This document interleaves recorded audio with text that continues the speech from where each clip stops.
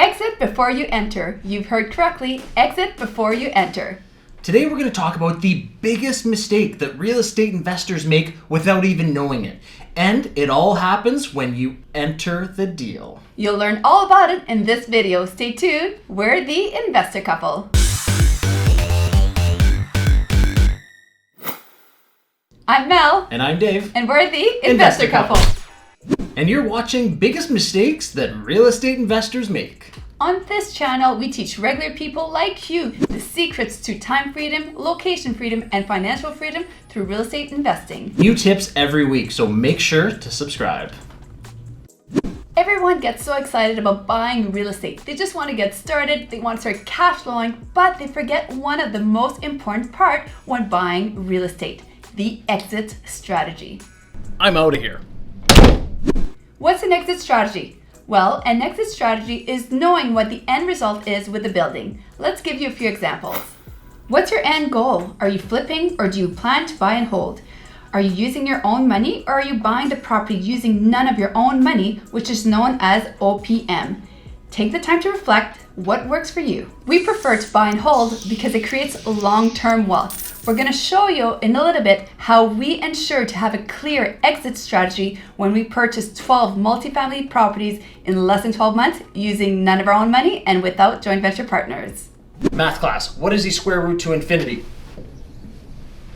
What's the square root to 144? 12. Why is that important? 12 properties in less than 12 months using none of our money and cash flowing. That's what we did in 2017, baby. Let's start with flipping. Flipping is when you purchase a house solely for the purpose of increasing its value and selling it.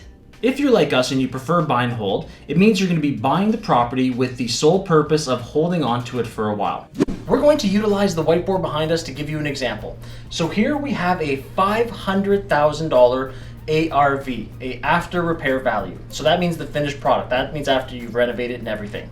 Now the magic number here is 70%. So what you want to do, 70% times the $500,000, that equals $350,000.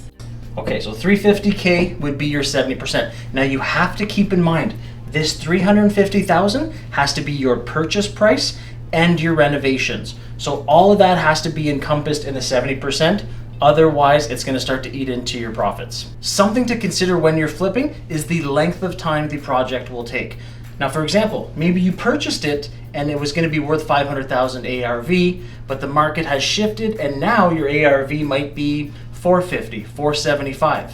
Exactly. So it's important here, if you're planning on flipping, that you really analyze the market and pay close attention to it. We hope you enjoyed the whiteboard example. Comment below if you liked it. Then we'll start doing a lot more whiteboard examples for you. Dave, you're spending a lot of money lately.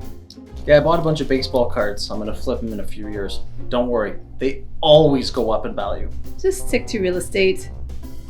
Now the difference between flipping and buying and holding is what you do with it in the end. When you flip, you sell. With buy and hold, you can still put lots of money into it, increase the value, but instead of selling it, you're going to refinance. Now the refinance won't be as much money as you would have received when you sell it. However, it is tax-free money. That same $500,000 after repair value example, instead of getting the entire profit out of the asset by selling, you refinance and get 75 to 80% loan to value. This is where it's important to exit before you enter, because if you know how much money you need to receive back from the asset, that will help you decide whether you're going to refinance, buy and hold, or if you're going to sell, which is flipping. What are you doing now? Exiting before I enter. Buying using your own money. The initial question you want to ask yourself is, how quickly do you need to pull your money out?